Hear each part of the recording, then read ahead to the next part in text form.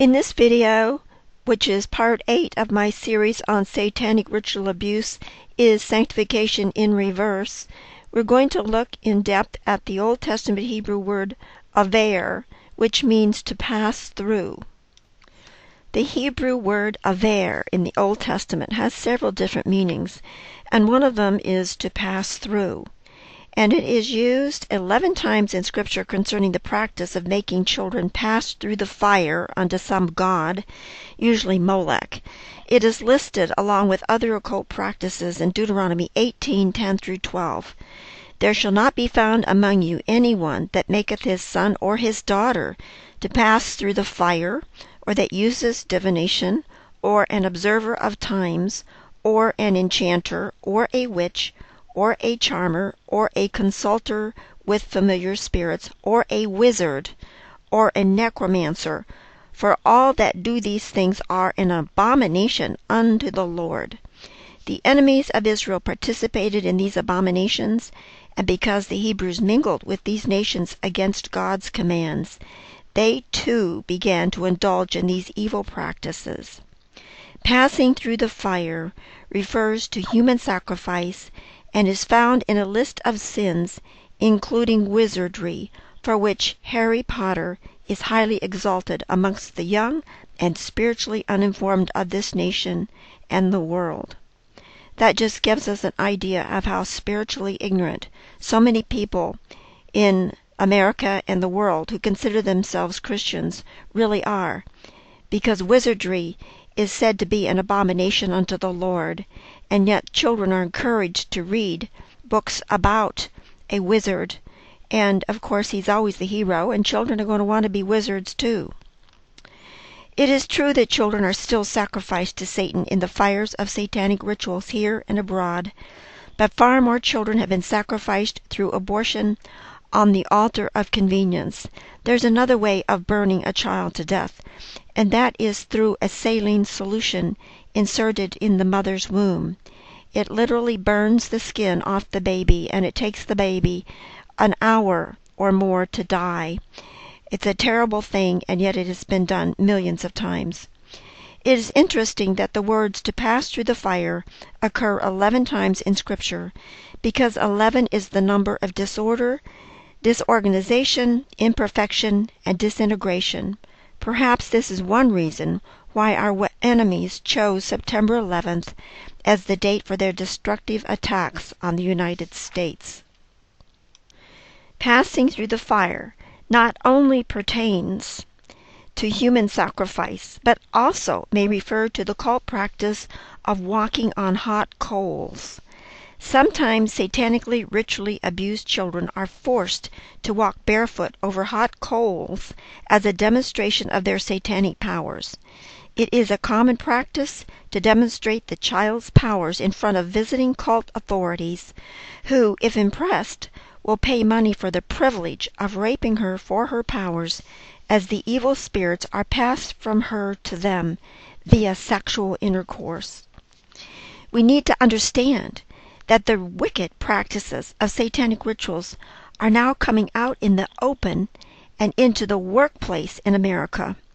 An article by Dave Barry in the Rochester, New York Democrat and Chronicle on Monday, November 5, 2001 states that firewalking is considered to be a motivational tool to improve worker performance and increase sales.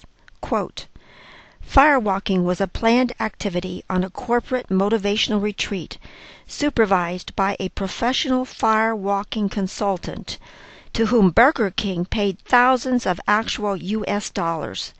The consultant also had Burger King marketing people bend spoons, break boards, smash bricks, bend steel bars with their throats, and walk over a bed of sharp nails.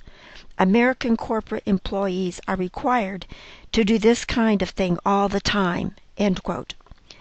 These activities are only possible through the utilization of satanic powers, even though the persons involved may not realize this. This word avar not only means to pass through, but it also means to cover in copulation. Sex or copulation is an important part of satanic rituals for several reasons. The most important reason would seem to be that of desecrating the most holy of all Christian relationships, marriage. Not only is marriage the highest form of relationship known on earth, but also it is a type of Christ and the church, as seen in Ephesians 5:32.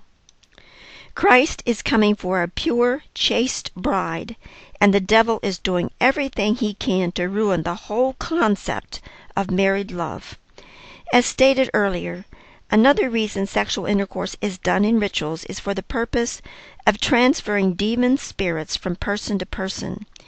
Demon powers are put into the satanically ritually abused child through the rituals. Those desiring her powers, which means the demons, must rape her to access them. Every kind of sexual perversion known to man takes place at the rituals as a way of demonstrating total rebellion to God and His commandments. Avar means to cross over, transition, or to cover in copulation. There seems to be something about sexual intercourse in most, if not all, societies that has to do with crossing over or transition. Before the experience of sex, one is said to be a virgin, naive, innocent, undefiled, and unknowing. After sex, one is deemed to have crossed over into adulthood or transitioned to a new era of life.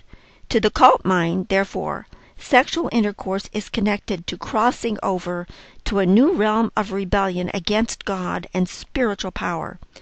To rape a child or a virgin is to defile innocence and defy God, two things the devil loves to do. In these end times, as believers come into the fullness of Christ and become like Him in their character and ministries, Satanists will take on the very nature of Satan himself. We are going to experience the fullness of good and the fullness of evil clashing head-on in the days ahead, and most assuredly, good will ultimately triumph over evil. However, there will be a lot of suffering. In order for the church to come into full maturity, she must learn to stand against fullness of evil. The principle seen here in the spiritual realm is also seen in the physical. The only way to have strong muscles is to exercise them by resisting the force or weight brought against them. Astronauts living in the weightlessness of space have to recondition their muscles upon their return to Earth because, in the absence of Earth's gravitational pull, their muscles begin to atrophy. When we stand against evil, we exercise our spiritual muscles and thereby grow into full maturity. The evil that Satan intends for destruction only works for our good and God's ultimate purpose when we respond according to God's commands.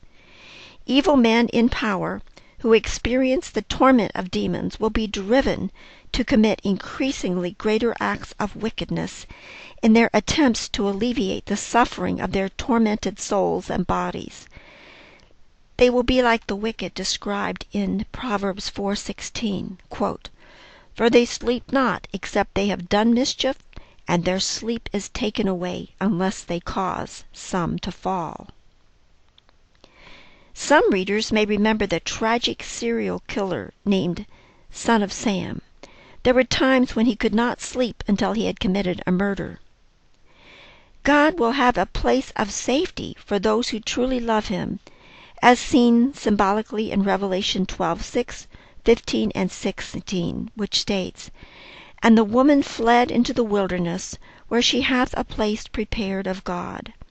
And the serpent cast out of his mouth water as a flood after the woman, that he might cause her to be carried away of the flood. And the earth helped the woman, and the earth opened her mouth, and swallowed up the flood which the dragon cast out of his mouth." If you have found this video to be helpful and informative, I have many more videos and many articles on satanic ritual abuse and biblical studies on the end times at my website, www.hispresenceonline.org. I'm Patricia Baird Clark.